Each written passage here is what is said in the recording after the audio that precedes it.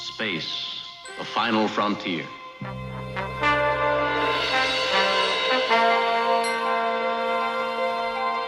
These are the voyages of the starship Enterprise.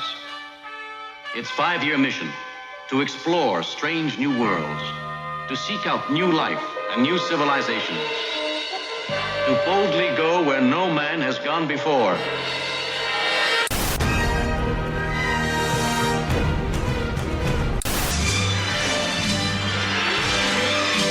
Robotech.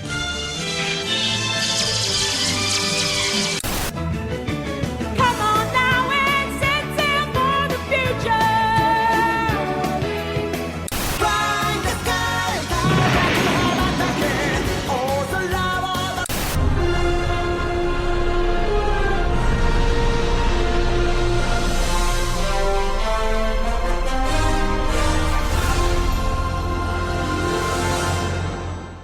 Star Trek Lower Decks, Season 4, Episode, was it 7? 7. Parth Ferengi's Heart Place is the name of this episode, which, anyway, is directed by Brandon Williams and written by Cullen Crawford. In this episode, the Cerrito visits the Ferengi homeworld. Guest casts for this includes returning characters Max Grodenchik as Rom and Chase Masterson as Lita, along with Eric Bauza as Dar and Jeef, Dave Foley as Parth, Tom Kenny coming back as Quimp and playing the Ferengi view screen announcer, and of course, Paul F. Tompkins as Miglimo. Trivia for these episodes. Max Grodenchik and Chase Masterson reprised their roles of Rom and Lita after last portraying the characters on screen in Star Trek Deep Space Nine's penultimate episode, The Dogs of War, in 1999. It is in that episode Rom became Grand Nagus, the leader of the Ferengi people. Oh, that makes sense. Previously, both actors reprised their roles in Star Trek Online expansion Victory is Life in 2018.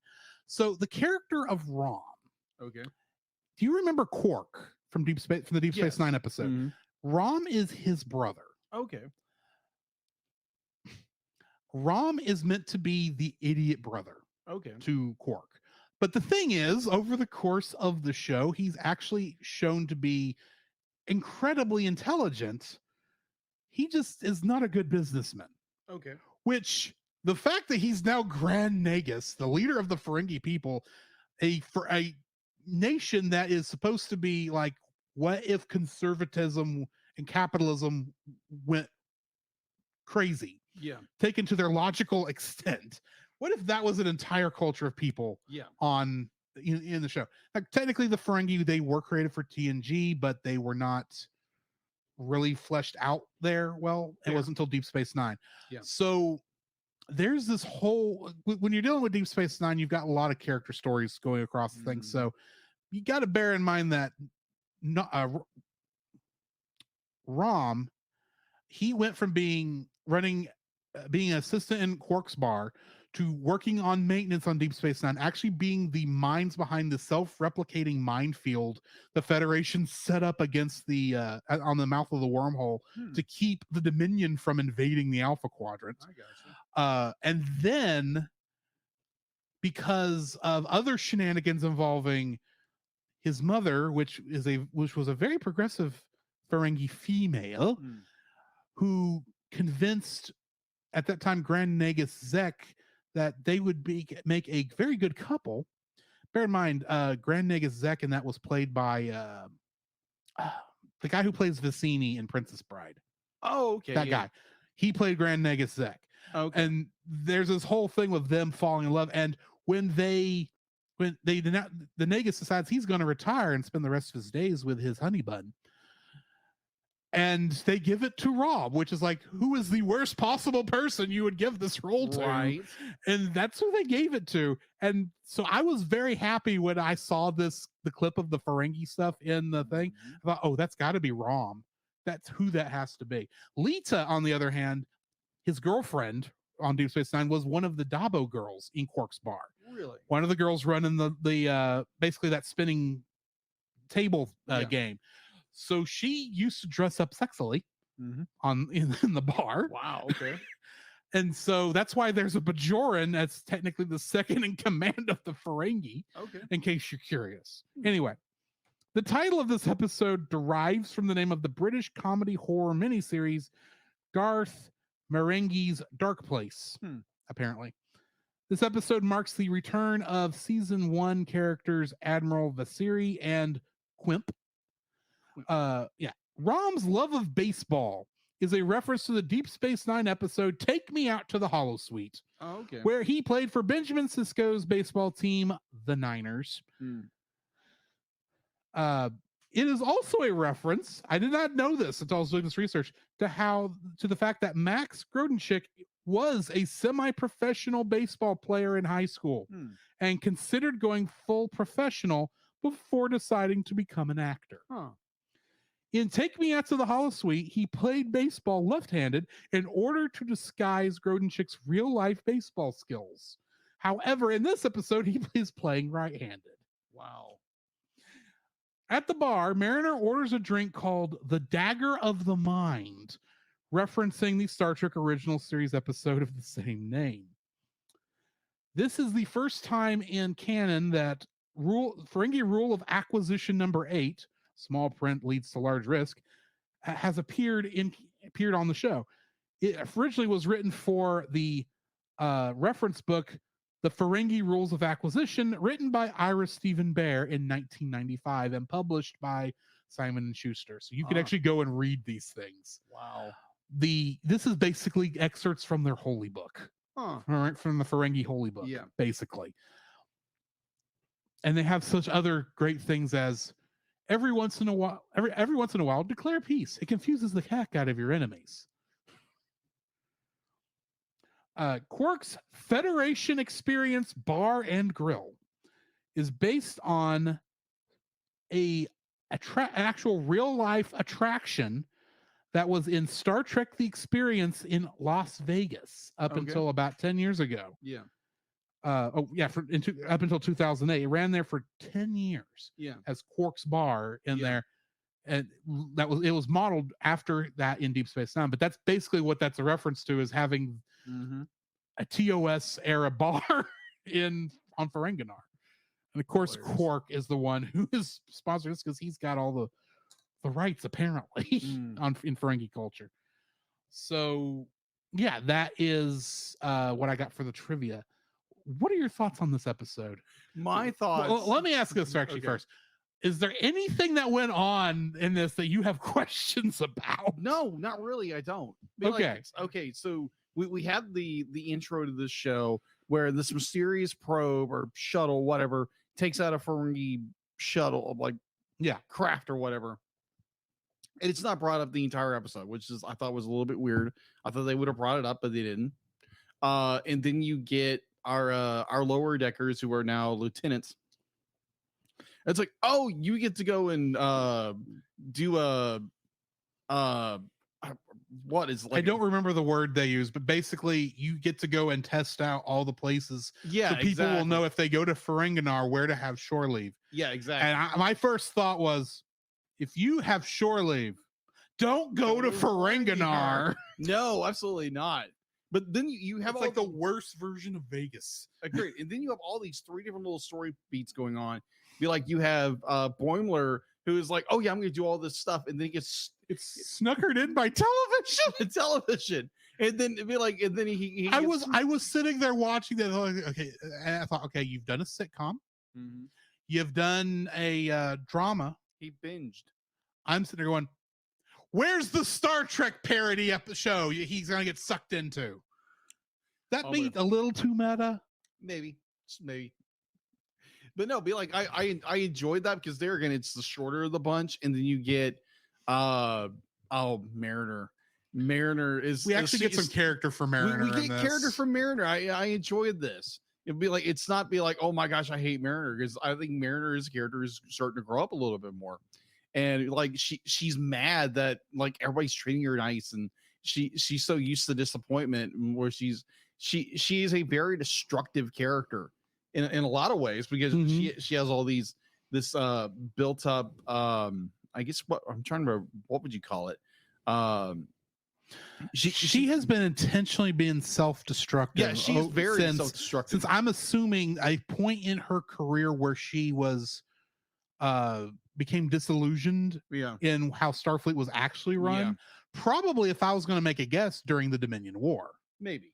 Because she would have been, well, so they're in their 20s in this ish. She's a little bit older than the others because she's been serving for a while. Yeah. So give her, say, say she's in her lower 30s. Yeah, maybe? or maybe late 20s, early 30s. Yeah. She would have been, she would have been,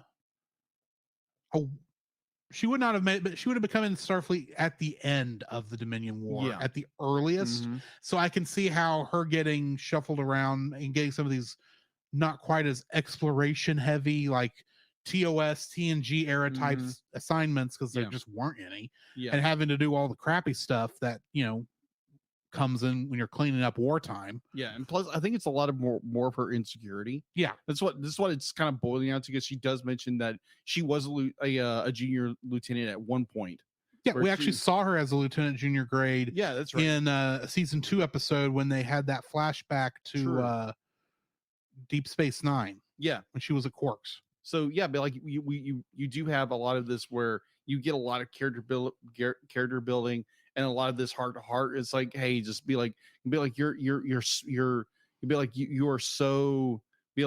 ready for the ball to drop and for things to happen, and everything's kind of going right, and she's mad about it, and she doesn't know why, and then her friend kind of just points her in the right direction. It's like, hey, your life is going right. You don't have to self-destruct, and I like that. Be like, because they're gonna be like, I've always been kind of harsh on Mariner, and then you start to realize who she really is as a character. And I like the fact that I caught on to this in season 2, and it took you till season 4 to catch it. It happens.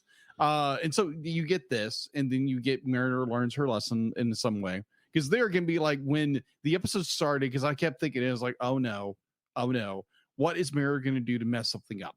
Because that's what I kept thinking the entire time, because that's what I expected. She actually doesn't do anything that's like horrible, and minus getting into a bar fight. And she gets into a bar fight, but I mean, that could happen to anybody. Yeah, that's true. But and I love that, like, she learned a lesson. And then you get into my favorite part. You get into my absolute favorite part. Is Tindy actually finally saying, oh yeah, this couple that we've been hinting at since episode 1. Yes, we're finally gonna say, oh yeah, they actually are in love with each other. Yeah, they actually do care for each other. We're gonna go blatant with it to where they have to pretend to be husband and wife. Oh yeah, oh my gosh. And they actually have to deal with the fact that they actually do have feelings for each other. Yeah, oh my gosh, that was so good. It's like you have Rutherford and Tindy, who it's like you said, from episode 1, be like, it's always kind of these little seeds, be like, these characters are more than botanical friends. And I was like, oh no, please say you're going to go this route. Please say you're going to go this route. And they're like, it's like, okay. And the way they get out of it is so incredibly well done. Is the, what is that character's name? Miggly Mo shows up. And then they just I didn't even know they were dating. Y'all are both in love with me? Yes. Oh my gosh, that was great. And like, oh, we're getting divorced. Oh, we have no feelings for each other. It's just like, right. Because I kept thinking, I mean, the only way they were going to be able to get out of that was to consummate their marriage. Yes. Oh my gosh. In a runabout shaped thing where everyone can hear. Yeah, it's like, won't see you but hear you. It's like, oh my gosh, like, wow. I was like, okay, that got a little awkward really quick, but I love how they resolved it. And but they were so not wanting to do that, but at the very end, it's like, oh, let's step into the CPS conduit. Oh my gosh, yes. Obviously, like, we're sleeping together in this conduit, because it's the only way we can both fit in here. He even carries her like you carry a bride across the threshold. Exactly. Oh my gosh. I was like, oh my gosh, you two are in love with each other. Just get on with it. Yes, get on with it. Yes, it was so funny, because I kept thinking, like, what are they going to do? They're actually, the characters do admit they're in love, or they actually start dating, or are they going to? Because I kept thinking could date. They still could date. And my hope is by the end of season 4 that we do get this resolved to be like, oh, they actually do admit they do love each other, and they want to start having this relationship with each other. And my fear was, when they started, I was like, oh no, like, please say they're not going to go, like, very very progressive and just like do something funky. but I enjoyed what they did, and I found it very enjoyable. Where it's like, oh yeah, we're just gonna pretend like, oh, we're just best friends. It's like, no, we actually do love each other, and like the audience knows this. Everybody else around them knows this, except for the two, and they're denying that, which I think you'll find hilarious. Yes. And it was just so funny when Miggly Mo shows up. It's like, oh, perfect, you're way out of here. It's like, oh yeah, we're getting divorced. We're never gonna have any connection with each other ever again. Right. Yeah. But it was done so well. I was like, oh my gosh, thank you. You did something cool with this. And it's a nice step up to, because the point where they're just laughing and be like, they have to admit what they like about each other. And it's like, oh my gosh, this is perfect. It's like, oh yeah, be like, yeah, I actually love you. Oh, of your hair. Your hair. Yeah. You have awesome hair. You have awesome hair. Yeah. Oh my gosh, but it was just so perfect. I love this episode. There again, you get Mariner who learns a lesson, who is, has grown considerably in a character in my mind. And then you oh my gosh. Boimler, like the number one calls him. It's like, yeah, hey, Ransom. It's like Ransom calls him, be like, hey, do we need someone to come get you? It's like, no, I kind of failed. I'd be like, sorry, I failed. It's like, no, be like, you broke what you would normally do. And it's like, okay. And then it's like, oh yeah, we're gonna have we're letting the local authorities come and beat you up and bring you back to the ship. Oh my gosh, that was hilarious. Like, wait, what? Ah! It was great. I love this episode. I love the direction these episodes are going, and we're getting more and more character development, and I'm curious where they're going with this probe, and because they're basing off Star Trek 4, the voyage home. They're not really based off. Not really basing up, but inspired by. It's got some loose inspiration by Star Trek 4, which Star Trek 4 is an amazing movie. Let's just say that. Please say if they do season 5, please don't do 5. If you're gonna do it, just make it for laughs. We'll find out. Technically, they have not actually followed like any of that plot. No, they haven't. There are no whales in this. There's a mod. They took an inspiration. Yeah. From 4, just like because season 1 did not take inspiration from motion picture. So 2 did not. Boring. 2 did not take any real inspiration from Wrath. True. 3 kind of maybe had some search for Spock in there. Kind of. Not really. This is really the only one that's really taken an element. So I'm not thinking they'll actually do anything with not God, unless this is the one where Q actually does something interesting. Yeah. But oh my god. Anyway. Yeah, this was a good episode. I enjoyed it. So my half of this conversation. Yeah. Nerd out, please. So the thing with Rom and Lita, I love the references to the baseball because that was funny. The fact that they had to the captain and the admiral was just giving in. It's like which I'm assuming is kind of what he must do with a lot of them. And he's just like, we got to get this thing to pass. If it doesn't pass, it's not going to go. And she finally says, okay, look, I made some terms of the agreement. Here's all you'll have to do in order to join the Federation. We'll give you all these concessions if you agree to bring one other person into the Federation with you. Oh, that was great. It says, fool, don't you know how many planets owe us money? This will be easy to get another one to join. You should, and he automatically signs that. He says, do you know what you've done? He says, you really should read the fine print. I said you had to bring in a planet. I didn't say which one. Yeah. And it's Kronos, the Klingon homeworld. That was possible. Well, it's not necessarily impossible, but I have theories, but we'll get there. If it ever happens, I will find it funny. Yes. But the one thing that made me giggle incessantly was the war memorial. Oh my gosh, that was hysterical. Because the thing is, they're walking up on it, and I recognized the statue immediately. Yeah. I was like, There's a bar of gold pressed latinum. That makes sense that they would worship the thing. Mm-hmm. But I mean, what's up with this? And they're walking around and he's talking to her about it. And they talk about the war memorial and they zoom out and he talks about how the memorial was a memorial to lost prophets. She says, I thought this was a war memorial. It zooms out and you see it's the memorial to the lost prophets that were lost in the Dominion War, not to anybody in particular. Yeah. The not worried about anyone dying, mind you. It's like, here's all the money that was lost in the war. And every single, and it's continually scrolling entries of, I'm assuming, account names and the amount of money they lost. Yes. And I was laughing out loud watching that. It's like, oh, that's how the Ferengi would act. Yeah, true. So yeah. Oh, and there was another thing when they were showing the drink commercial for the soda, and when the guy drinks it, his ears get bigger. Oh gosh, yes. So in Ferengi culture, if you couldn't have guessed from that shot, lobes are not necessarily a sign of one's promiscuousness. Or wealth. How loaded in the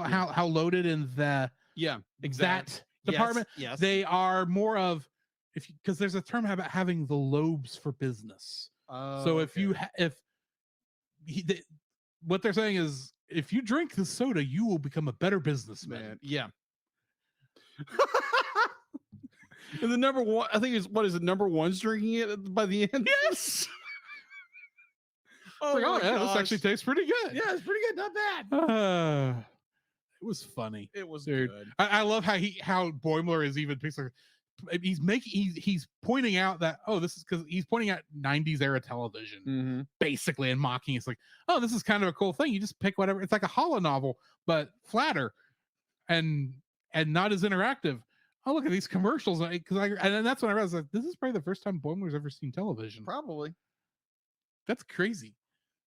But good. Yeah. Anyway, this was a fun episode. I'm looking forward to the next one. I don't know what it is yet, but join us for that one. In the meantime, this has been Drew. This is Jacob. And we'll catch you in the next frame. You can follow Jacob on his Facebook at Jacob B. Heron. His Facebook page, Jacob's Daily Art Corner, where he tries to draw each and every day. His Instagram at Jacob B. Heron. His Twitter at Jacob Heron.